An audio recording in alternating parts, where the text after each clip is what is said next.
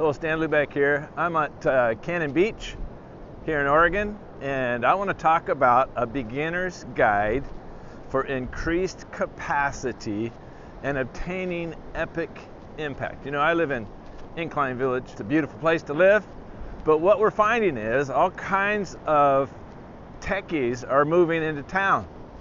All the seniors are selling their houses for a lot of money, and these techies are coming into town. In fact, the school system now is up 25%. That tells you how many young families are moving in, because people are realizing that they can work from home and enjoy the benefits of living in Incline Village. It's an epic place. The other day I was playing pickleball with a guy who's a techie. He's a young man. He's one of those guys that's a doer, and he's been doing great things with tech. Well, he just got promoted, and now he's realizing that trying to supervise and manage other people is a totally different skill set than what he's been doing by just knocking projects out on his own. And I find that for many people, that's the path towards success, but it's also a path toward having to learn new skills, because the old skills are not going to help them as they move forward to try to manage and keep everybody coordinated on a project. This young man must learn how to delegate, then develop leaders, and ultimately design a healthy leader-breeder environment for his ever-expanding leadership team.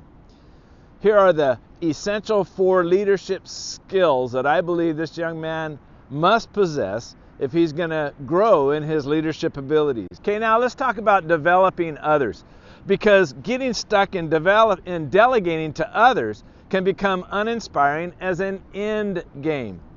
The limiting factor of the skill of delegating is that the leader must be the delegator, or nothing happens.